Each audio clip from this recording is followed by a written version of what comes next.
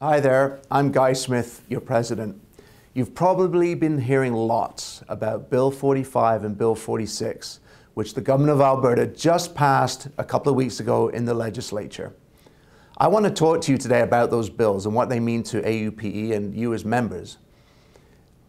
Bill 46 in particular affects the round of negotiations that we're currently in with the government of Alberta for our 21,000 frontline government services workers who proudly provide Albertans with the safety and security and the services that they need every single day.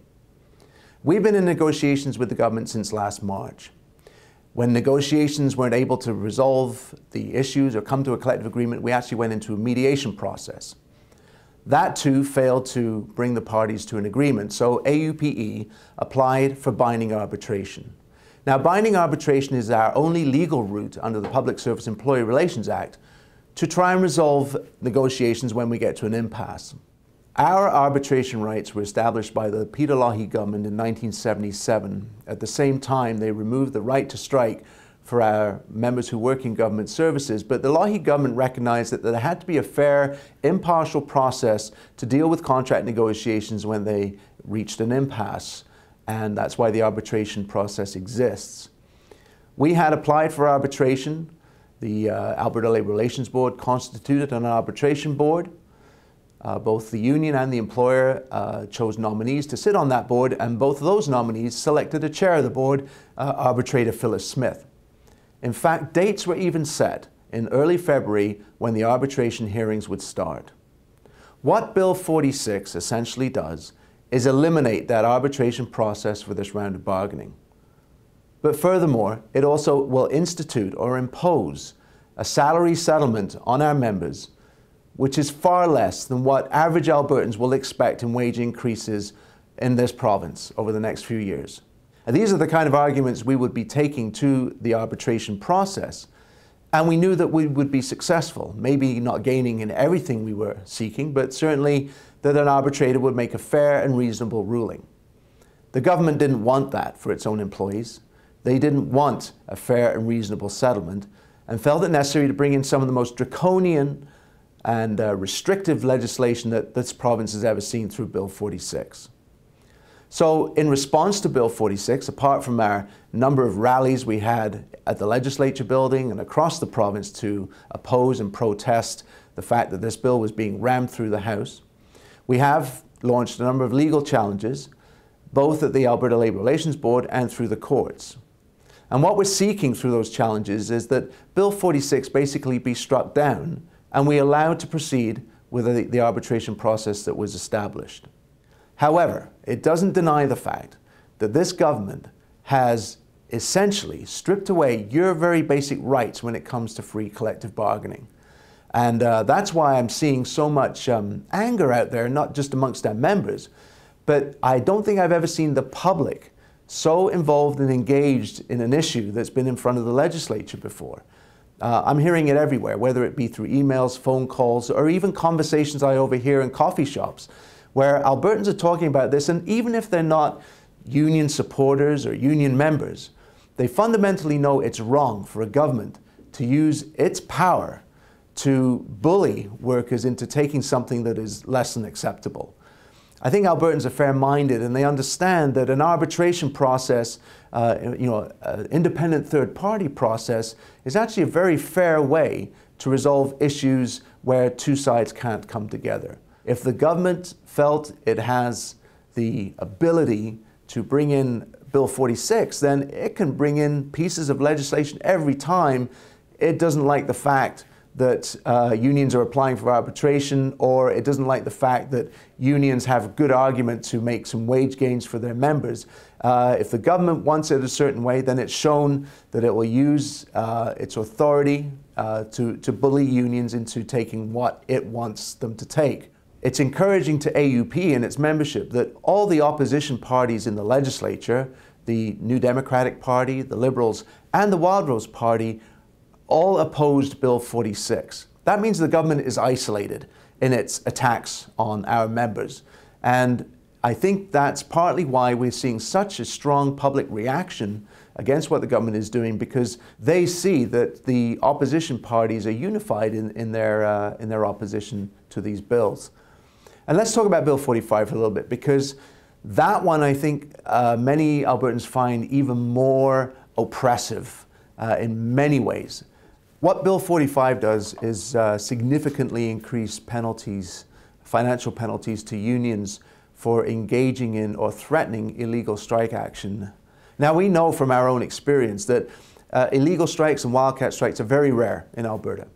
But when they do happen, the government and other employers have the ability to go to the courts to seek damages, due suspensions, fines, and penalties. In fact, coming out of the Local 3 wildcat strike last spring, the government is seeking millions of dollars of damages in AUPE. Now, these are obviously fines that we're protesting and we're trying to mitigate through various legal avenues that are available to us. But there's already the process for the government and employers to seek those penalties. So Bill 45 is unnecessary, apart from the fact it's being used as a sledgehammer, and it's being used as a greater threat against any union members or any union who consider, talk about, discuss, threaten, or engage in illegal strike activity. But what most Albertans are responding to in this is the fact that it doesn't have to be a union member or a union leader that calls for, suggests, or coaches illegal strike activity. It could be a member of the public. That's their freedom of expression, their freedom of thought, their freedom of opinion, which is being threatened by Bill 45. Basically, what we're seeing is that the thought police will be out there to monitor what you say and what you think in terms of your freedom of expression and your freedom of opinion when it comes to strike activity by unions. Well, Albertans obviously have a natural reaction against that, because if Albertans are anything, they're free thinkers. They can think for themselves, thank you very much, and their opinions and expression mean a lot to them. And when they see a government bringing down legislation that's basically telling them they're not free to think on certain issues and they're not free to express themselves, there's a natural reaction to that. And just like with Bill 46, I'm getting calls and emails and messages from members of the general public who say, we have to oppose these bills. Again, not necessarily because we like illegal strikes or not necessarily because we support unions, but we do support freedom of expression and the kind of rights that are enshrined in the Canadian Charter of Rights and Freedoms. So we know we're on the right side of these fights, and much like with Bill 46, we will be launching legal challenges against Bill 45 as well. We were also asking our members to discuss with their MLA the concerns they have around Bills 45 and 46. And that needs to continue. We're hearing back from many meetings that are going on. We know that many MLAs have never been inundated as much as they are right now with phone calls, emails, and visits to their office by concerned Albertans and AUPE members about all of these things that the government is doing. We have to continue to do that. There's an election in 2016. And I'm sorry, I come from a background where you don't reward bad behavior. You make sure you hold people accountable. You make sure that they know that they've crossed the line and that what they've done is damaging to Albertans, their families, and to communities. And certainly this legislation that the government has forced through is damaging to Albertan communities. And you know what? In 2016, when there is an election, I want you to remember that. And I want you to be actively involved in our union, because we are going to get more politically active than we ever have been before leading up to the 2016 election. So stay tuned on that one, because it's important that you in your community are engaged and involved politically, and make sure you hold your government MLA accountable to the decisions they've made, and make it very clear to them that because of the decisions they've made, they probably won't get your support in the next election. So what I've given you briefly is an overview of Bills 45 and 46 and how they impact AUPE and its membership. Obviously, there's a lot more information to share on this. I encourage you to visit our website, www.aupe.org, where we have a site dedicated to all the information that you need to know about Bill 45 and 46 and what we're doing about it.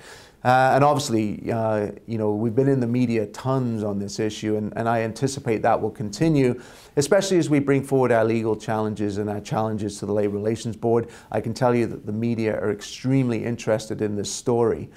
So please stay tuned and stay in touch and informed, because I know that an informed, educated membership is a strong membership, and more than ever, we need a strong membership to stand together against what are unprecedented attacks from the government on our union and its membership. In closing, we're filming this about a week before Christmas, and I do want to say how proud I am of AUPE members and how grateful I am to you for the services that you provide Albertans every single day. So from myself as your president, my executive, our staff at AUPE, I want to wish you all the best for the holiday season and for the new year as well. And never forget that AUPE is on your side as we face the many challenges in the future. So all the best.